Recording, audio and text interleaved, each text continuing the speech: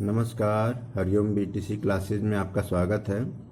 आज हम चर्चा करने जा रहे हैं बीएड द्वितीय वर्ष के विद्यार्थियों के लिए जो विषय संस्कृत शिक्षण से है।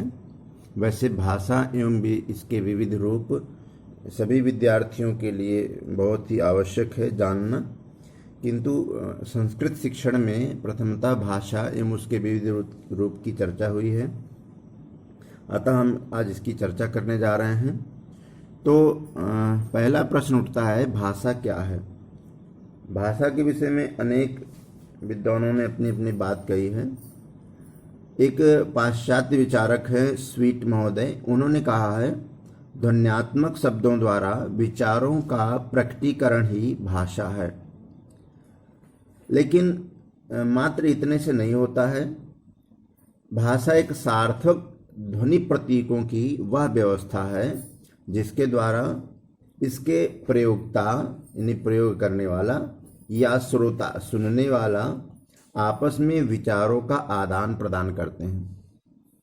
विचारों का आदान प्रदान इन्होंने बताया कि जो श्रोता होता है यानी सुनने वाला और जो वक्ता होता है यानी बोलने वाला, दोनों एक दूसरे के अपने आपसी विचारों का आदान प्रदान करते हैं, उसको भाषा कहते हैं। लेकिन और भी हम अच्छी प्रकार से समझेंगे। अनेक विद्वानों ने अपने अपने हिसाब से कहा है। संस्कृत शब्द के जो भाषा है, संस्कृत में क्या है, तो संस्कृत में भाष शब्द की व्युत्पत्ति की गई है या भाष धातु से निष्पन्न है। भाष्य व्यक्तायाम वाची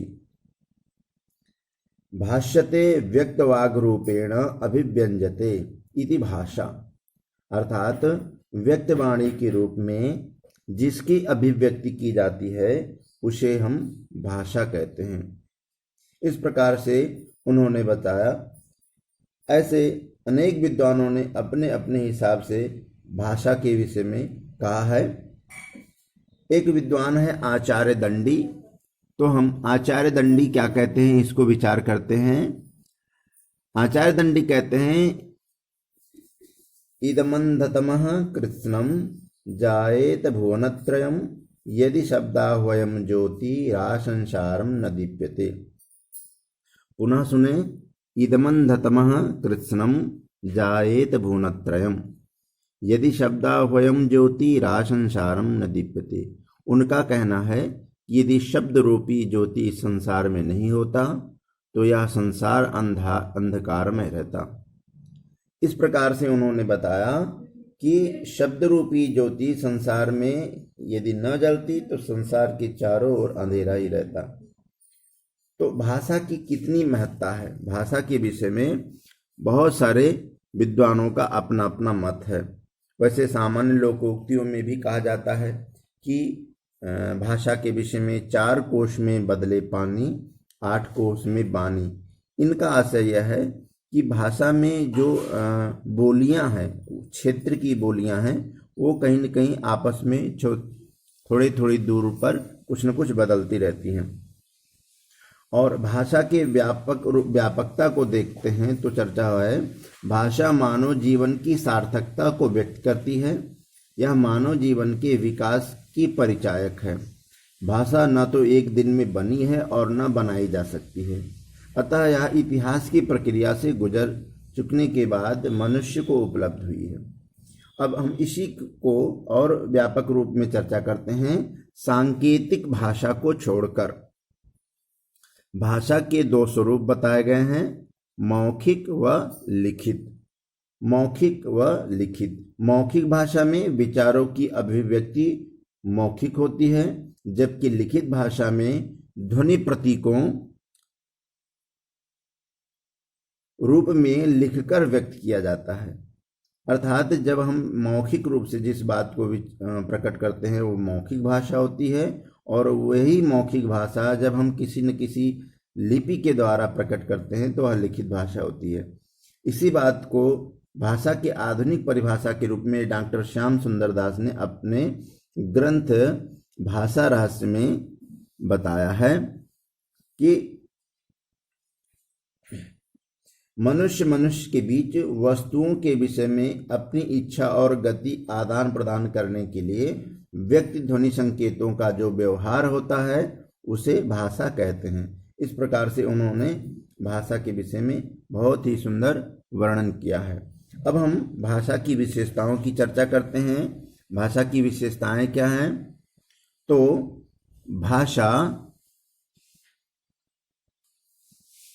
भाषा की विशेषताओं में भाषा एक व्यवस्था है।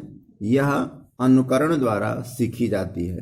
जैसे हमारे माता पिता परिवार में हम देखते हैं, हमारे परिवार में छोटे छोटे बच्चे भाषा को सुनते हैं माता पिता के द्वारा, और भी जो रिलेशन है अगल बगल पास पड़ोस सबके द्वारा अनुकरण द्वारा सीखते हैं।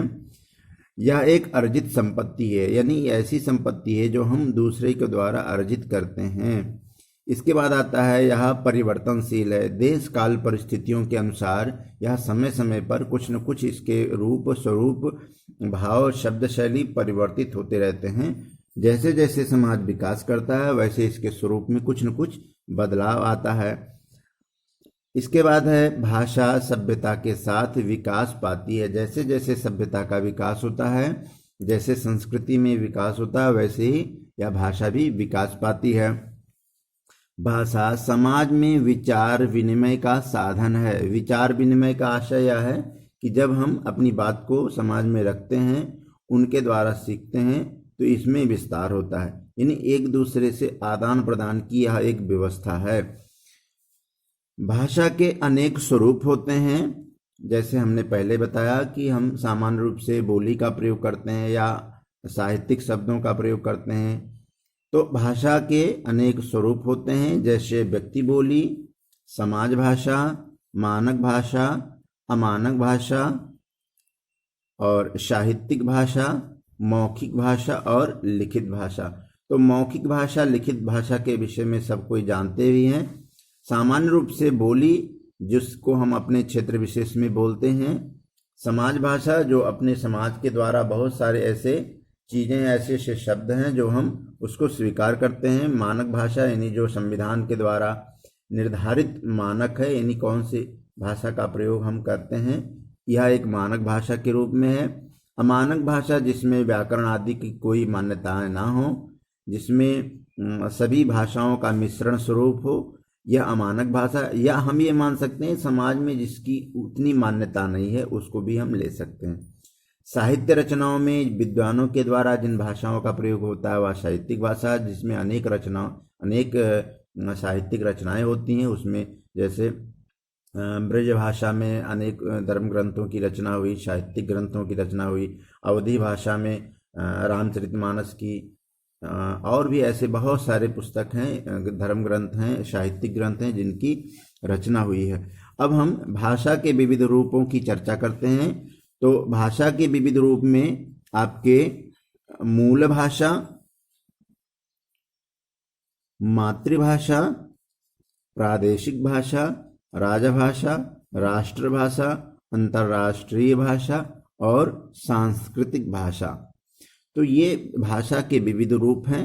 इसको हम विस्तार पूर्वक समझेंगे कि भाषा के कैसे विविध रूप हैं। तो मूल भाषा के रूप में संपूर्ण विश्व एक ही परिवार का विस्तार है। यह भौगोलिक परिस्थितियों के कारण अनेक शाखाओं में विस्तार प्राप्त किया है। इनका यह आशय है कि जो मूल भाषा थी वह भौगोलिक परिस्थितियों के कारण अनेक शाखाओं में संवर्धित होता चला गया और अपनी मूल परिवार की भाषा अपने अपने साथ ले गए, किंतु स्थान काल के भेद के कारण यह भाषा में अनेक परिवर्तन हुए हैं। तो क्या है मातृभाषा?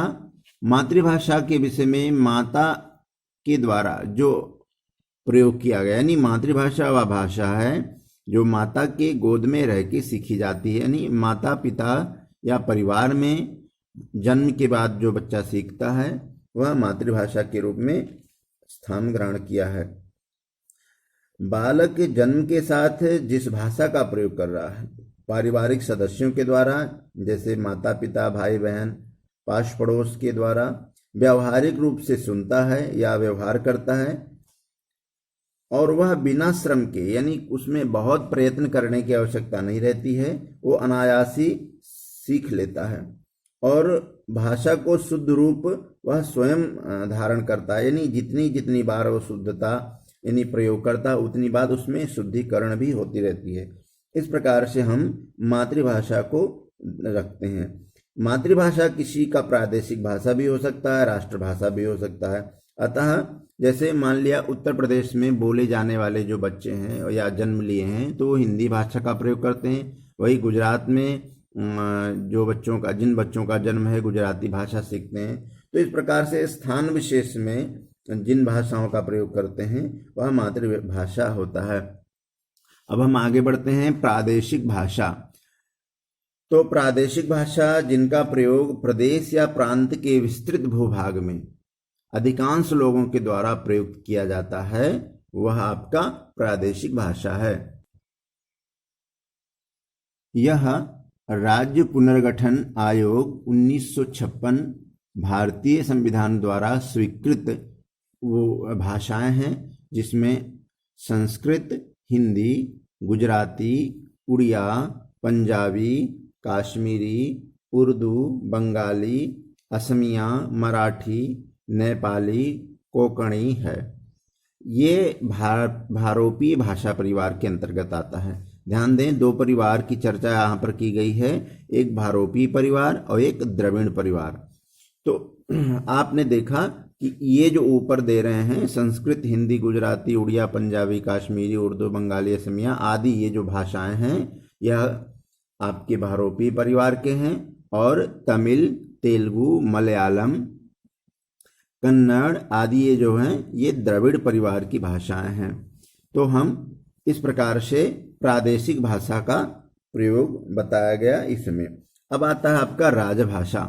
तो राजभाषा क्या है? भारत में संविधान के अनुच्छेद 343 में संघ की राजभाषा हिंदी और लिपि देवनागरी होगी, ऐसा उन्होंने बताया है। तो संविधान द्वारा यह राजभाषा की मान्यताएं दी गई हैं।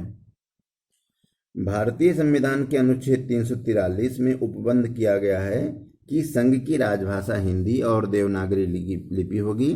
1963 के राजभाषा अधिनियम में राजकीय कार्यों में हिंदी भाषा के प्रयोग पर आधिकारिक बल देने की बात की गई है, और 1976 के राजभाषा नियम में कहा गया कि केंद्रीय सरकार के किसी एक मंत्रालय या विभाग और किसी दूसरे मंत्रालय या विभाग के बीच पत्रादि का जो व्यवहार होगा वो हिंदी भाषा में अथवा अंग्रेजी भाषा में हो सकता है। इस तरह से संविधान की व्यवस्था में इन्हीं राजभाषा की मान्यता के रूप में प्रदान किया गया है। अब आता है आपका राष्ट्रभाषा। तो राष्ट्रभाषा भारत एक बहुभाषी देश है।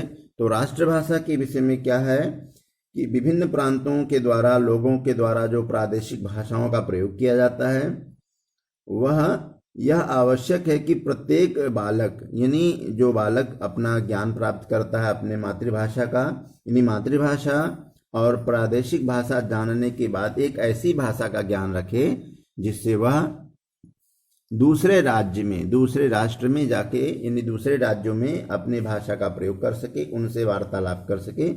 तो यह राष्ट्रभाषा के रूप में स्वीकार किया जाएगा, जिसके माध्यम से वह अपनी बातों विचारों को दूसरे राज्य के भाषा भाषियों के साथ रख सकता हो और संपर्क स्थापित कर सकता हो। ऐसी भाषा राष्ट्रभाषा के रूप में स्वीकार की जाती है। इस तरह से संविधान में हिंदी को राष्ट्रभाषा घोषित किया गया है। हिंदी भाषा प्रदेशों में हिंदी मातृभाषा राष्ट्रभाषा दोनों में ही प्रयुक्त किया जाता है, और अहिंदी प्रदेशों में जहाँ पर हिंदी का प्रयोग नहीं होता है वहाँ मातृभाषा और राष्ट्रभाषा कुछ भिन्नताएं पाई जाती हैं। अब हम चर्चा करते हैं अंतर्राष्ट्रीय भाषा में। तो राष्ट्रों के आपसी पत्र व्यवहार विचार विनिमय का साधन यानी माध्यम बनता है अंतर्राष्ट्रीय भाषा। इसको हम और विस्तार से समझेंगे। अंतर्राष्ट्रीय भाषा क्या है? आपसी पत्र व्यवहार विचार विनिमय, जिस भाषा के माध्यम से वह हम एक दूसरे तक अपनी बातों विचारों को रख सकते हैं, वह अंतर्राष्ट्रीय भाषा कहलाती है। यह सभी भाषाभाषी राष्ट्रों एक दूसरे को आपस में निकट लाने, यानी आपस में संबंध बनाए रखने के लिए प्रयोग करते हैं। अब आता है आपका सांस्कृतिक भाषा। संस्कृत भाषा ही सांस्कृतिक भाषा है। हमारे देश में अनेक धर्म ग्रंथों, साहित्यिक ग्रंथों और आदिकाल से ऐसे भाषा का संवर्धन हुआ जो राज्य सरकार के द्वारा संरक्षित किया गया है। उसके विषय में विस्तार से चर्चा हुई है। यह भाषा जो आपकी संस्कृति को संवर्धन करने और संरक्षण देने हेतु भारत सरकार द्वारा व्यवस्था बनाई गई है। जन समुदाय इसे श्रद्धा और की दृष्टि से देखते हैं। यह भाषा कुछ लोगों की समझ से बाहर होती है, फिर भी समाज के जो प्रतिष्ठित विद्वान हैं या प्रतिष्ठित लोग हैं इस भाषा को पूर्वजों की संतति, संपत्ति, राष्ट्र सुरक्षा और राष्ट्र संपत्ति के रूप में स्वीकार करते हैं। सरकार भी संस्कृत को संपूर्ण संरक्षण प्रदान करने के लिए ऐसे ग्रंथों की रखरखाव की व्यवस्था की है और संस्कृत भारत की सांस्कृतिक भाषा के रूप में उन्होंने स्वीकार किया है। यही कारण है कि केंद्र सरकार के द्वारा मानव संसाधन विकास मंत्रालय के अधीन में राष्ट्रीय संस्कृत संस्थानम ऐसी संस्था है जो कि संस्कृत की संरक्षण और संवर्धन हेतु कार्य करती हैं। इस प्रकार से अनेक और भी संस्थान हैं जिसके द्वारा संस्कृत भाषा की रक्षा होती है और उसके संवर्धन में अनेक कार्यक्रम भी चलाए जाते हैं औपचारिक अनौपचारिक साधनों के माध्यम से। तो इस प्रकार से आपका भाषा के जो विविध रूप हैं इसकी चर्चा हुई। अब हम अगले और वीडियो में संस्कृत शिक्षण की जो परंपरागत विषय हैं, संस्कृत की महत्ता, संस्कृत के उद्देश्य या जो भी पाठ्यक्रम के अंतर्गत आता है उसकी हम चर्चा करेंगे। तब तक के लिए धन्यवाद। इस वीडियो को आप अधिक से अधिक देखें, शेयर करें